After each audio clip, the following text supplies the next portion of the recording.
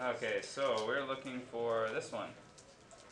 Okay, so now our discussion changes from finding derivatives to talking about when we might have some problems with the derivative. And the first graph we're going to take a look at, we don't really need a graphing calculator for it, but it's the absolute value of x minus 2.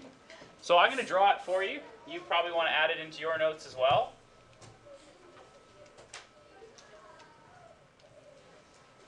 So that's my really bad graph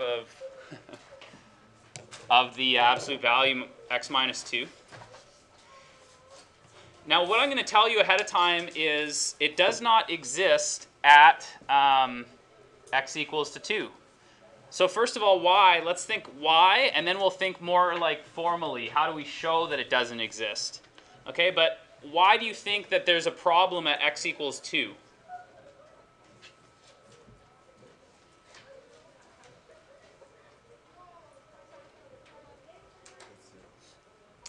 It's tempting sometimes to think, okay, well, if that's where it is, then why don't we put it straight through there? That's a tangent line, right? Sure, Jackie? But I could also draw it over here, and I could also draw it over here. So remember, a tangent line is actually a limit. If you have more than one value, the limit does not exist. So that's where we're headed here is when these things fail, we have to think of the definition from the limit. Okay? So for example, what I would do to show this doesn't exist is if I approach x equals 2 from the left side. Okay? So if I was to take the limit as x goes to 2 from the left side of the derivative of x. So as I approach this way, what's the slope of the tangent line as I go from the left? -1. So the slope here, this isn't just a line, right? You can count off the slope on any of those spots. The line here, this would be -1. As I approach from the other side, okay, that means I'm coming down this way. What's the slope as I approach the other side?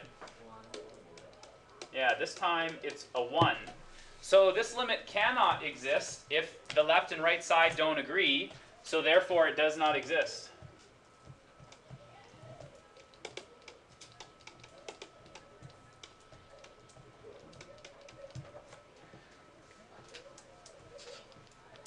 So that's another reason that knowing the definition is important. If you're ever unsure of whether something will work or not, it's good to go back and say, well, what would the definition say? So derivatives, you got to use a limit. You'd be thinking about whether the limit exists. Okay. So what I want you to do now is I want you to take a look at the cube root of x. So put it in your TI-83, and what I'd like you to see is there a problem with the cube root of x? Okay. If you think there is, tell me where. You should be able to support it with your picture. Okay, let's hear your suggestions then. What's the problem at cube root of x? 0. Why would you think there's a problem at 0? Because it's kind of like... Hard to explain why? Can anybody think? You're correct. There is a problem at 0. Can anybody explain?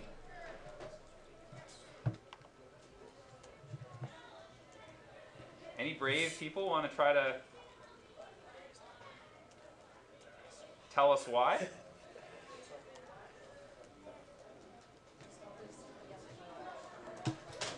Pardon me? That's a good way to think of it. I wouldn't quite say, well, we probably are dividing by 0 there, but let's get away from, just give me the simplest answer. What happened to the slope?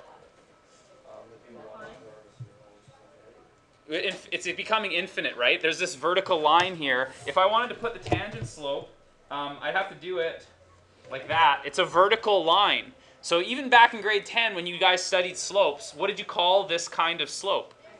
We called it undefined. So there's a couple problems. One, if you think about it, for example, if I was to do the line x equals, I don't know, let's go with like 1/100, like something huge like that. Is that going to work? No. Excuse me for a second. Y equals, so an almost vertical line. Maybe that'll, I don't know, let's see. It didn't show up. Let me try a little less vertical. Okay, so you see it just kind of blurred over. It's almost there, but watch what happens when I go to the other side. Now it's there. So as I go from the left side to the right side, it's going to actually jump from positive infinity to negative infinity in that instant, right? It's going from a slope that's rising positive to a slope that's falling negative in the one instant. So there's other problems there too. But we would call a vertical line one which is undefined, so the tangent does not exist there either. Okay, so this is vertical tangent.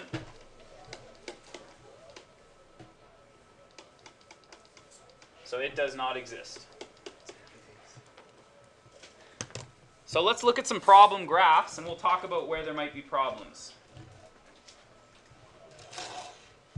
Okay, so what do you think in the first graph? Where might there be a problem that this derivative does not exist?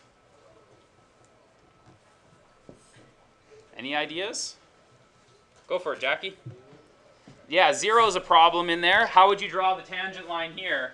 I mean, it's tempting to think there's a tangent line, there's a tangent line, but yeah, there's all kinds of, there's a tangent line too that goes through one point. So, what about the endpoints? There's a tangent line, there's a tangent line. That wouldn't work either. So those endpoints wouldn't work. Let's skip the endpoints for the rest of our discussion. What about the next one? Where would there be a problem? Let's skip the endpoints for these ones. They're going to be that's going to be the case for those ones. But what about the graph here? Yeah, there's this problem right here. Okay. Now the we call that a corner or a cusp. That's the word you're going to hear in the textbook as well. A corner or a cusp. We can't put a tangent through it. So what do you think? What value of x would there be a problem for this tangent in the last example here? Yeah, there's corners or cusps, but where would you, what's the value of x where you see it? 0 and 2.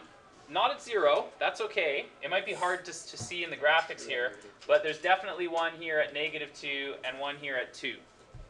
Okay. It's supposed to be a parabola in there. It may just be that the software doesn't render it as nicely. Is there a difference between corner and cusp, or just call it whatever? It's the same thing, as far as we're concerned, okay? So, here's some times when the interval, when the derivative does not exist, the endpoint of a closed interval, okay? So this is when it's one-sided.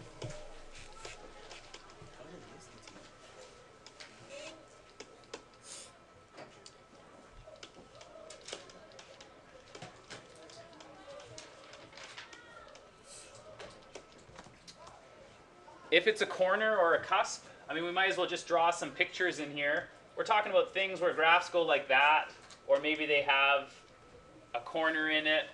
Those pictures are probably more descriptive. Vertical tangent. Okay. So this is tangent becomes infinite. That's why we can't find a value.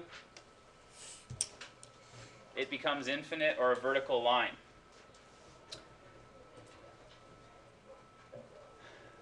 Now with discontinuities, we also have problems. There's no limit.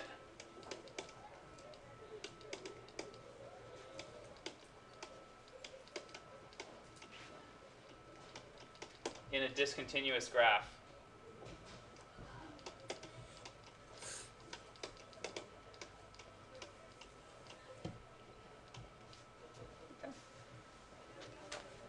So those are some things to watch out for when you're asked about whether something's differentiable or not. Okay, so those situations that you want to look out for, here's some illustrations. Those of you who don't have the notes, it's just showing that the limit of that tangent line, right, they become different. So for example, as I approach on this side here, going this way, those lines become a different value depending on which side I approach from. If I approach from this side here, going that way, then as I approach, the values don't line up. They don't become the same value for the tangent. Although they become the same here, that line is vertical, so it's undefined. So we would still say that tangent doesn't exist. Okay. So here's another. This is like the cube root graph that we talked about. So that's like the cube root graph where we had a vertical tangent there as well. And here's some discontinuous graphs where there would be problems, like how do you find the tangent when there's a jump in the graph or a hole in the graph? Okay. So one thing about differentiability that's kind of nice, the first consequence that we find from it is there's this relationship between being differentiable and being continuous. So what I'm going to show you is, for example, if I wanted to figure out this relationship, continuity, remember, it means that the limit as x goes to c of f of x equals f of c. So that's the idea we're going to exploit.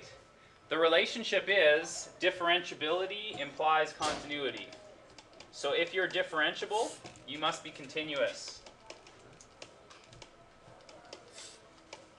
So when you hear that fact about a graph, and that often happens in your exams, you'll be told that the graph is differentiable. You're supposed to then remember, okay, if it's differentiable, it's also continuous. I can safely assume any other things of continuity would apply. So let me show you why that is. It's a pretty simple proof. This is our first calculus proof, but I think you'll be able to handle it. This is the idea I'm going to start with, okay? So if I have the limit as x goes to c,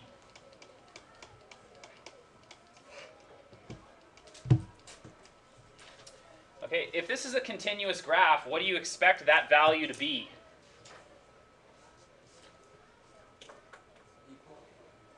Well, like, you're right, but so what happens when those are equal? Zero, right. If it's a continuous graph, this should be f of c, so that'll be f of c minus f of c would be a 0. So if I can show that this turns out to be a 0, then it's a continuous graph.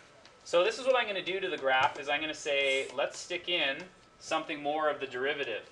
So I'm going to put an x minus c in this, and f of x minus f of c. Okay? So same to the top as I did to the bottom. Now, do you recognize anything about this so far?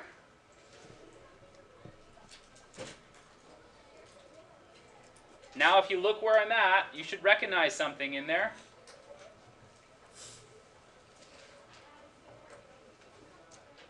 I'll give you a hint. It has to do with derivatives. Yeah, the definition is here. That's the definition of derivative. So what I'm saying is this is a differentiable graph. That means the tangent exists. I don't know what the value is, but it is a measurable quantity, something I can put a number onto. So if it's some number, because this is differentiable, what happens as x goes to c for x minus c? The first piece here. That becomes a 0.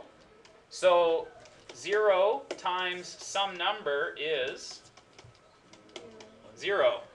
So using the fact that this is differentiable, that's what I did here. I'm supposing it's differentiable. That means it's going to be 0. So this is a continuous graph. Okay, so if you're differentiable, you must also be continuous.